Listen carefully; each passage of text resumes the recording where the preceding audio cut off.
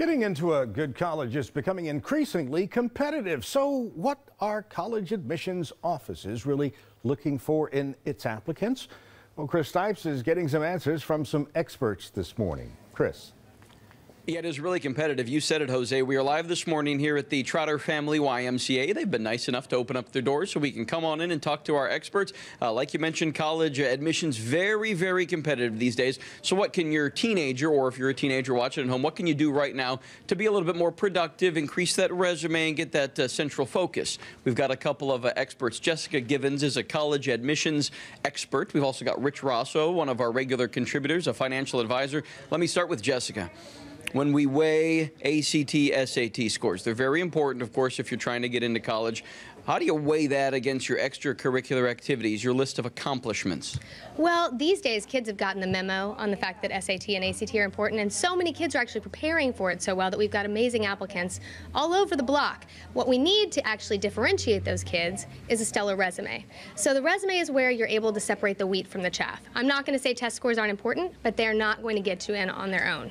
Back to the test scores for a second, because there are classes, workshops that students should take. See, my wife took these. I did not, and I didn't do as well as my wife on the SAT, but you need to be prepared. I mean, there's things you can do to get ready for that particular test. Absolutely. Over the summer, any kid can pick up what's called, there are courses, but there are also SAT vocabulary novels. If you've never heard of them, they actually are stories that have SAT vocabulary words built into them, so kids can learn to recognize words in context and do better on their vocab sections of the SAT. They can start that freshman year. In your opinion, what do you think is the biggest mistake that college applicants are making that might make or break getting into a particular school?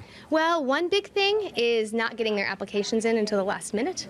They wait, and they wind up waiting till deadlines. Deadlines are deadlines, people. So if you see December 1st, that means get it in September. So they wind up putting themselves in a more competitive pool because they wait to submit their applications. So what's the time frame right now? If you're sitting here right now, when do you need to get it in by? It is, applications come out August 1st. There is no reason that kids can't get started early August and get that application in by October 1st at the latest. Okay, let's go over to Rich, because we mentioned in our last segment that you can start working in the state of Texas at the age of 14.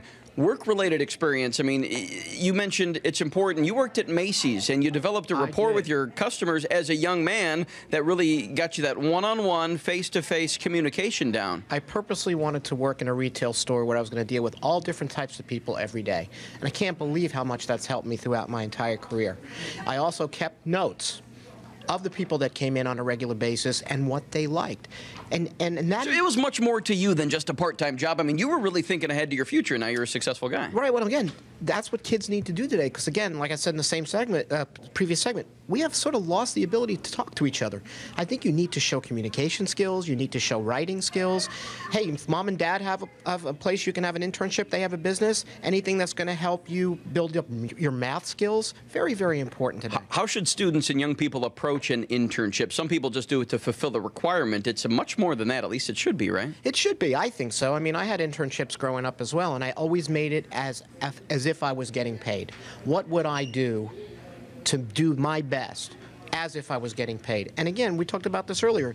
Keep a blog of what you're doing in that internship. Write about your daily experiences with it. That's going to be out there for a good long time. And if it can display your writing skills and display your skills of organization, how powerful could that be to a prospective employer? I had the 40-hour-a-week non-paid internship when I was 18. I learned a lot, though. Valuable experience. Okay.